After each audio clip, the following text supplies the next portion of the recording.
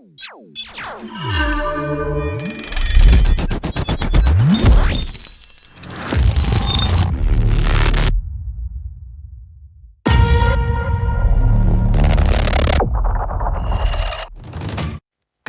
terasa canggung setelah ciuman tersebut. Sementara Hyunwoo masih mengincar handphone di tangan Hae-in untuk segera menghapus pesan tentang perceraian yang dikirim kakaknya tersebut. Hyunwoo masuk ke kamar Hae-in. Ia melihat Hae-in sedang mandi. Hyunwoo segera mengecek HP Hae-in. Berkali-kali ia gagal membuka kunci sandi di HP-nya. Untungnya ia berhasil menghapus pesan itu setelah Hae-in selesai keluar dari toilet. Saat ia ditanya alasan mengapa ke kamarnya, Hyunwoo dengan gugup menjawab, ia hanya tak bisa tidur. Hae-in berbunga-bunga karena ia menganggap jika Hyunwoo sulit tidur akibat memikirkan dirinya. Hae-in mengajaknya untuk pep talk malam ini. Hyunwoo menolaknya dan segera ingin pergi karena merasa Hae-in pasti kelelahan serta harus istirahat. Hae-in bahagia karena Hyunwoo terus saja perhatian padanya. 잠이 안 와서? 그러니까 당신 피곤해. 아니 근데 나 술 좀 깨. Hyunwoo mengingat kembali dengan sandi 1031 yang Hae-in pakai untuk kunci di HP-nya. Kilas balik di masa pernikahan mereka, keduanya pernah akan dikaruniai seorang anak. 1031 ditandai sebagai makna 31 Oktober, di mana itu sebagai prediksi anak mereka akan lahir. Mereka sangat antusias untuk menyambut kelahiran bayi tersebut. Bahkan keduanya telah mempersiapkan kamar bayi secara khusus. Namun sayangnya Hae-in diketahui keguguran. Hyunwoo hanya bisa mengenang momen menyedihkan itu dengan pilu. 10월 31일 예정일입니다. Misun dan Hyuntae dimarahi oleh orang tuanya atas kecerobohan mereka berdua. Misun memberikan kabar bahagia kepada ayahnya jika Hyunwoo mengurungkan niatnya untuk bercerai. Ibunya kembali mengingat di mana saat pernikahan putranya, ia melihat jika Sonhwa merasa tidak bahagia karena putrinya menikah dengan Hyunwoo yang berlatar belakang dari keluarga biasa. Bong-e memahami hal ini karena ia juga pernah perhitungan dengan Hae-in saat dirinya masih menganggap jika ia berasal dari keluarga miskin. Ia mengerti jika putranya memiliki banyak kekurangan. Namun ia berharap ibu Hae-in bisa menjaga Hyunwoo dengan baik. Sonhwa mengkritik sikap Hyunwoo di depannya. Ia menegaskan jika kebahagiaan pernikahan anak mereka bukan tanggung jawab keluarganya. Di pagi hari, jantung Hyunwoo sudah begitu berdebar saat melihat kecantikan dan pesona Hae-in. Penampilan Hae-in terlihat elegan karena malam ini ia akan mengadakan pertemuan dengan Herman. Suasana Hyunwoo hari ini terlihat sangat baik. Tanpa disadari, cinta Hyunwoo juga mulai tumbuh untuk Hae-in. 괜찮아. Hyunwoo melihat Hae-in akan tersandung di eskalator. Ia berteriak mengatakan hati-hati kepada Hae-in.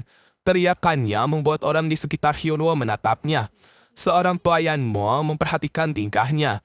Hyunwoo membuat alasan jika ia hanya ingin membelikan sepatu untuk istrinya.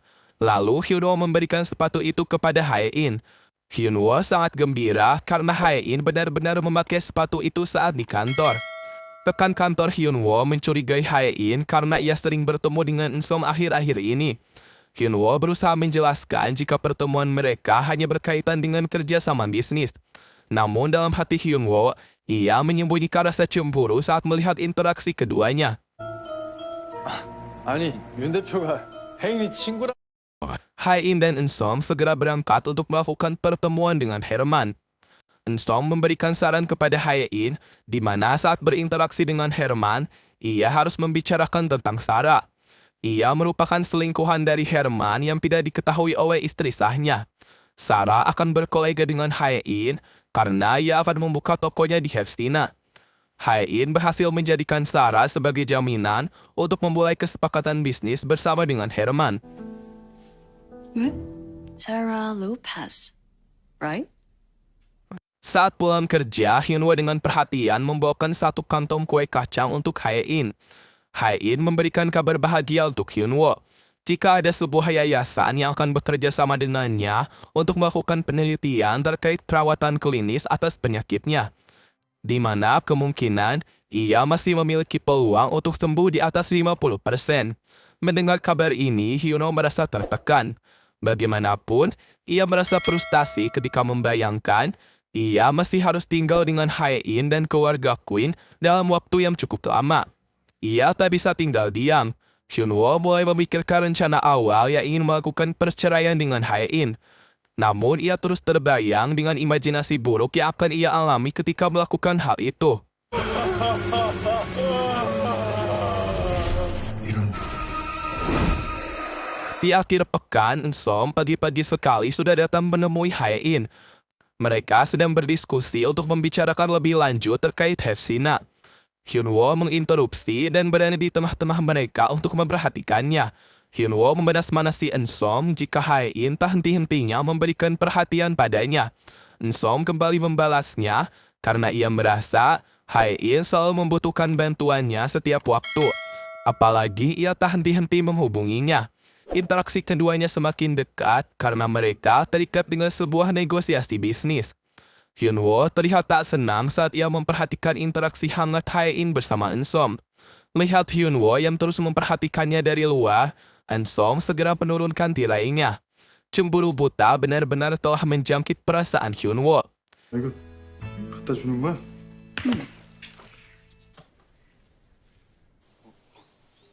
Yang G turut prihatin karena harapan Hyunwoo yang ingin berpisah dengan Hae-in secara tenang sepertinya akan musnah.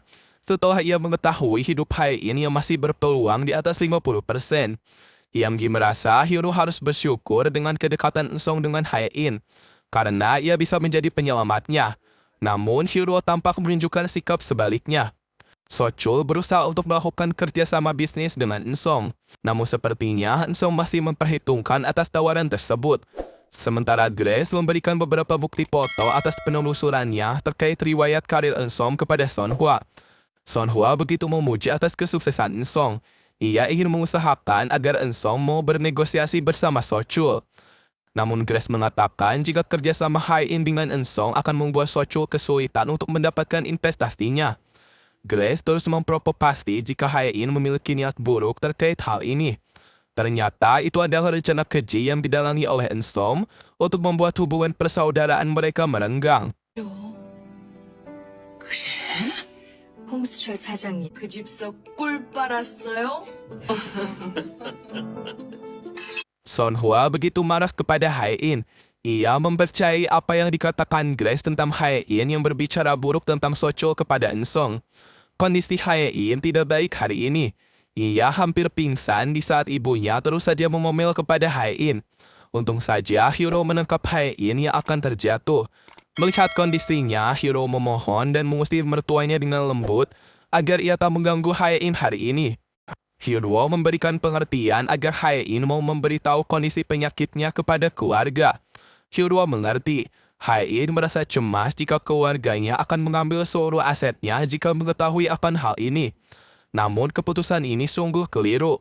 Hae-in menyangkal jika ia hanya tak ingin membebankan kedua orang tuanya. Apalagi di masa lalu mereka pernah merasakan sakit saat kehilangan seorang putra. 가족에게 더 끔찍한 존재가 되고 싶지 않을 뿐이야. 나가줄래? Sementara Ensom sepertinya akan melakukan rencana jahat untuk menghancurkan bisnis raksasa keluarga Queen. Target pertama yang akan ia incar adalah ketua atau Hongmande. Ensom diam-diam mulai bekerja sama dengan para eksekutif grup Queen. Langkah pertama yang ia ambil adalah membuat saham grup Queen menjadi jaminan. 유동현금 부족하시면 퀸즈그룹 주식담보로도 Bomja mempertemukan ketua dengan salah satu putranya. Bomsuk berlutut dan meminta maaf atas semua dosa yang telah ia lakukan selama ini. Meskipun dibujuk Bomja untuk memaafkan putranya, ketua tetap enggan menerima maaf itu. Ia sudah terlalu sakit hati karena pengkhianatan tersebut. Salah satu pelayan toko menerima komplain dari konsumen karena wajah pacarnya rusak setelah membeli salah satu produk kecantikan dari Mall Queen. Ia marah-marah dan memecahkan beberapa produk yang ada di sampingnya. Hae-in menghentikannya saat pria itu akan memukul pelayan tersebut. Hae-in mengancam mereka jika ia akan menuntutnya dengan berbagai gugatan. Atas tindakan heroiknya, Hai-in mendapatkan apresiasi dari para konsumen lain karena ia telah berusaha melindungi salah satu pegawainya. 말귀를 못 알아쳐먹어. 고객님, 여기서 이러시면 안 되고요. 이게 어디서 감히 누구한테? Pemilihan kepala desa akan segera digelar. Duguan sangat kecewa karena lawannya melakukan kecurangan dengan menyuap sejumlah warga desa. Ia mengadakan acara makan meriah bersama warga. Bahkan salah satu putranya Hyun-tae berpartisipasi dalam hal ini. Ia lantas menegur dan mendisiplinkan putranya itu. 가시게요?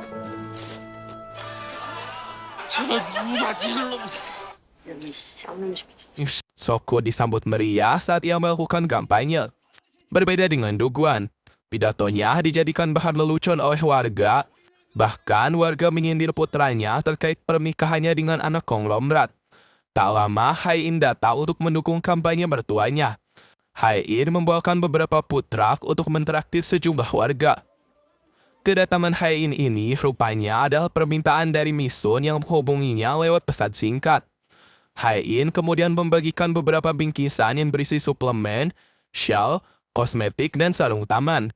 Beberapa barang tersebut diketahui sangat mahal. Kini warga balik mendukung baik Duguan dengan meriah. 고가의 영양제와 인삼과 홍삼 등 건강식품, 화장품.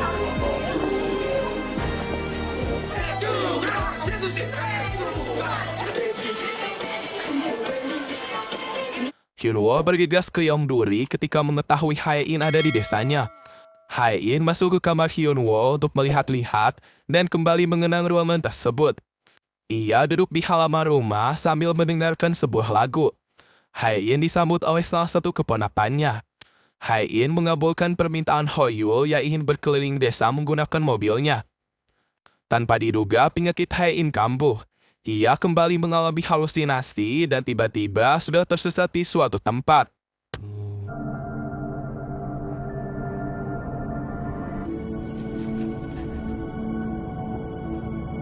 Saat Hyunwoo tiba, ia disambut oleh ayahnya dan sahabat dekat keluarganya. Mereka memuji Hyunwoo karena telah memberikan sejumlah fasilitas nyaman untuk warga desa. Hyunwoo dengan panik mencari keberadaan Hai-in. Setelah berkeliling desa sampai petang, ia akhirnya menemukan Hai-in. Hyunwoo lantas membentaknya karena khawatir dengan keadaannya. Hai-in tak berbicara jujur mengenai apa yang terjadi padanya. Namun melihat baju Hyunwoo yang bercucuran keringat untuk menemukannya, Hai-in mulai jujur terkait dengan penyakitnya yang kembali kambuh. Hyunwoo lalu memeluk Hai-in yang terlihat ketakutan. 잠깐.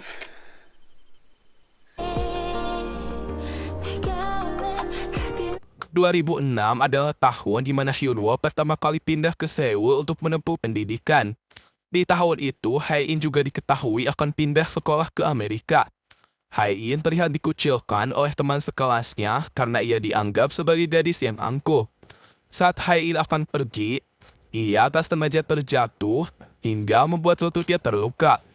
Lalu ia bertemu seorang pria baik hati yang memberikan plester untuk mengobati lukanya, di mana pria tersebut adalah Baek Hyunwoo.